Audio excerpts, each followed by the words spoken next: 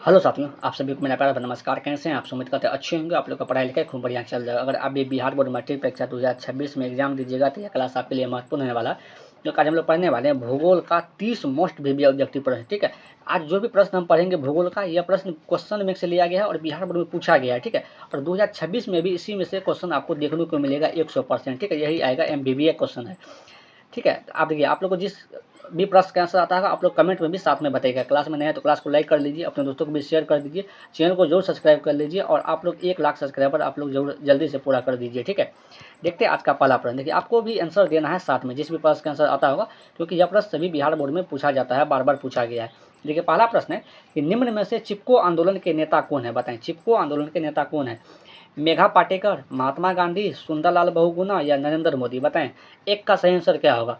देखिए, चिपको आंदोलन किससे संबंधित है? वृक्ष से संरक्षण से, वृक्ष के संरक्षण से। ठीक है, इसका नेता कौन है? सुंदरलाल बहुगुणा। ठीक है, तो चिपको आंदोलन किस राज्य में हुआ था? उत्तराखंड राज्य में हुआ है। आपको यह भी ध्यान रखना है। ठीक है, यह भी क्वेश्चन पूछा जाता है।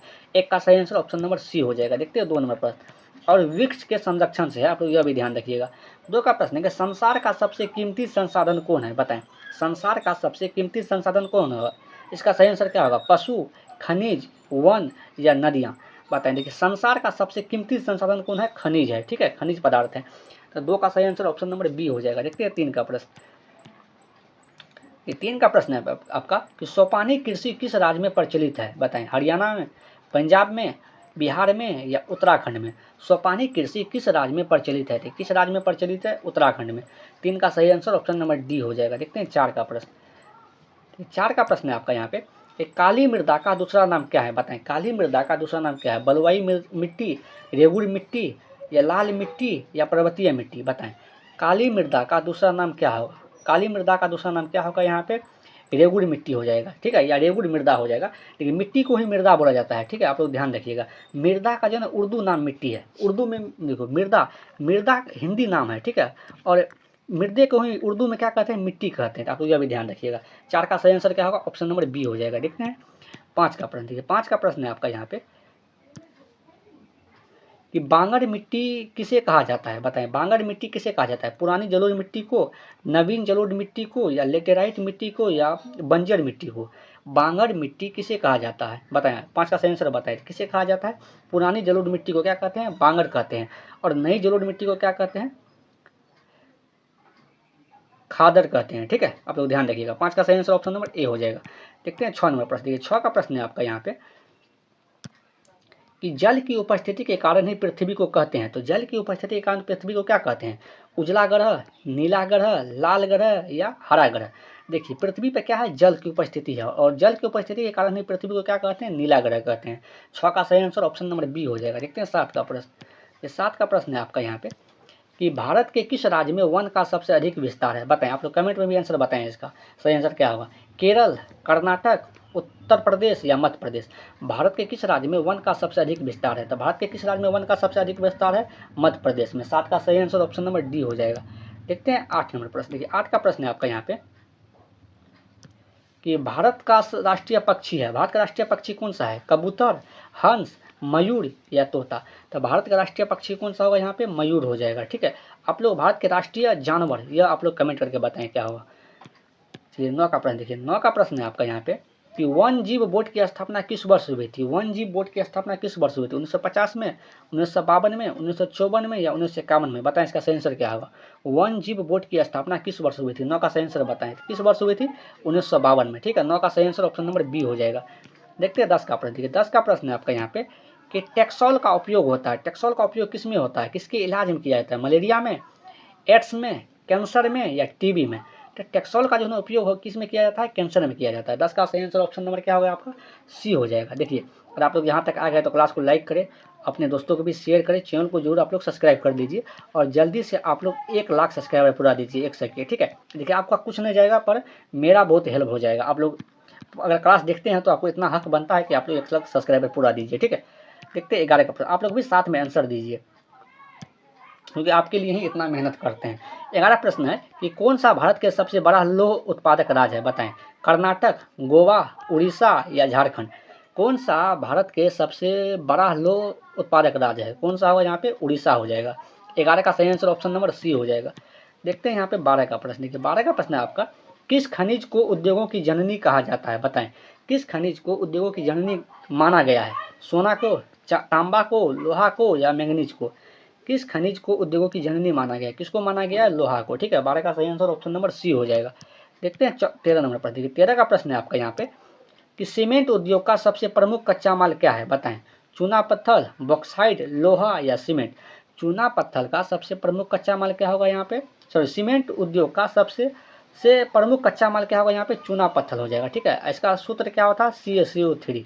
CaCO3 कैल्शियम कार्बोनेट होता है, आपको ध्यान रखना है। ठीक है, तो 13 का सही आंसर क्या होगा? ऑप्शन नंबर ए हो जाएगा। देखते हैं 14 का प्रश्न। देखिए थोड़ा बहुत मिस्टेक हो जाता है तो आप लोग ध्यान माफ कीजिएगा। देखिए 14 का प्रश्न है कि काला लोहा किसे कहा गया है? बताएं, काला लोहा किसे कहा गया है? हेमाटाइट को, मैग्नेटाइट को या लाइमोनाइट को या सोना को? बताएं, काला सोना किसे कहा गया है? तो काला सोना जो है ना मैग्नेटाइट को कहते हैं। किसको कहते हैं? मैग्नेटाइट को।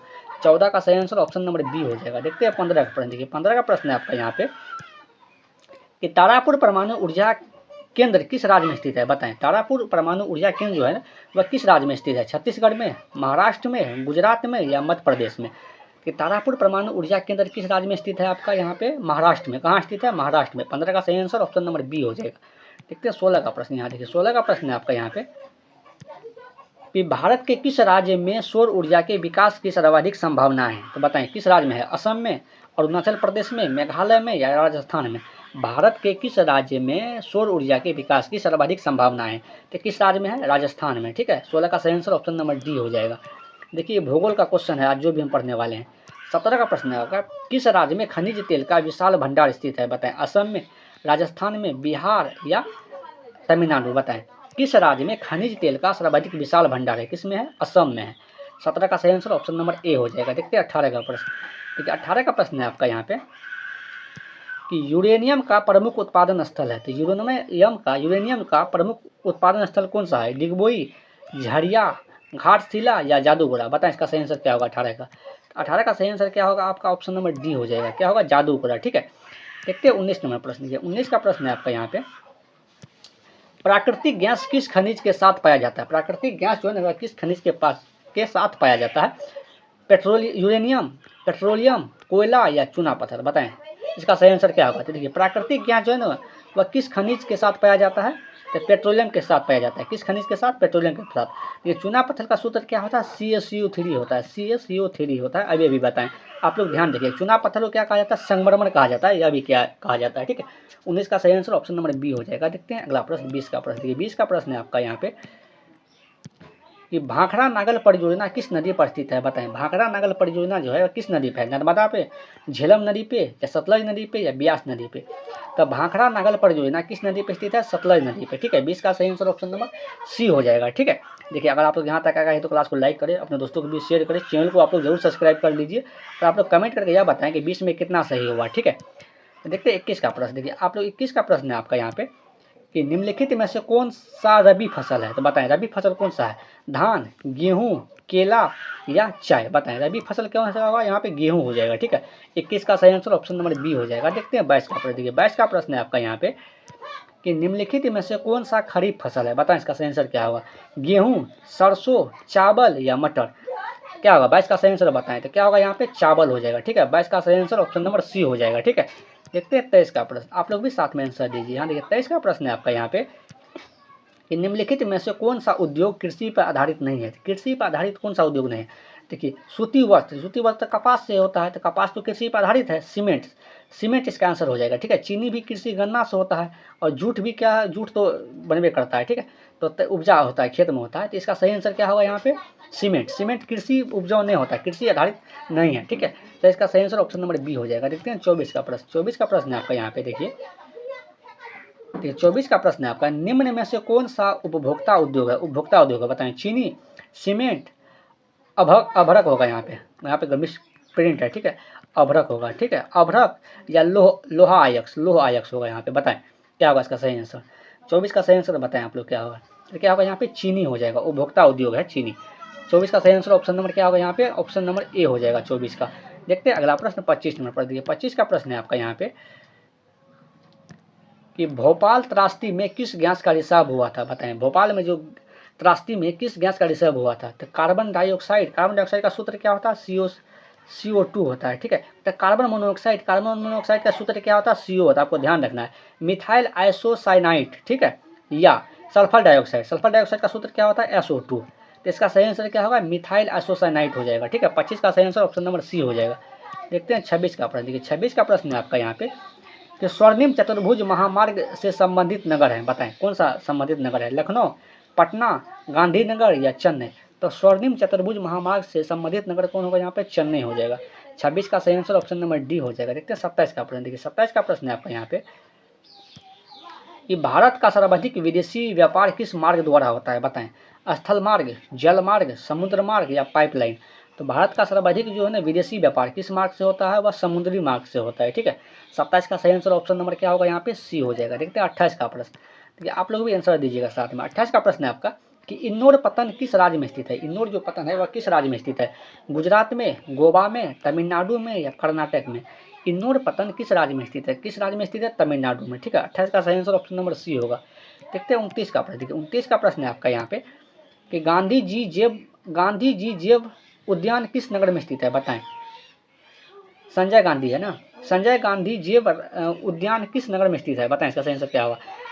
राजगीर, बोधगया, पटना या बिहार शरीफ? संजय गांधी जैविक उद्यान किस नगर में स्थित है, बताएं? किस नगर में स्थित है? पटना में। 29 का सही आंसर ऑप्शन नंबर सी होगा। देखते हैं 30 नंबर प्रश्न। 30 का प्रश्न है आपका यहाँ पे कि कुशेश्वर स्थान किस जिला में स्थित है, बताएं? वैशाली, दरभंगा, बेगूसराय या भागलपुर? इसका सही आंसर क्या होगा? कुशेश्वर स्थान जो है ना किस जिला में स्थित है? या दरभंगा जिला में स्थित है। कहाँ स्थित है? दरभंगा में। तो इसका सही आंसर ऑप्शन नंबर बी हो जाएगा। देखिए आज हम लोग पढ़े हैं, अगर आप भी बिहार बोर्ड मैट्रिक परीक्षा दीजिएगा 2026 में तो यह क्लास आप ही के लिए था, ठीक है। ये सभी प्रश्न जो है ना क्वेश्चन बैंक से लिया गया था और बिहार बोर्ड में पूछा गया था, इसीलिए इंपॉर्टेंट है। अगर आप लोग यहाँ तक आए तो क्लास को लाइक करें, अपने दोस्तों को भी शेयर करें, चैनल को जरूर सब्सक्राइब कर लीजिए। आप लोग कमेंट करके बताएं कि 30 में कितना सही हुआ, ठीक है। आज के लिए इतना ही, मिलते हैं अगले क्लास में। Thank you.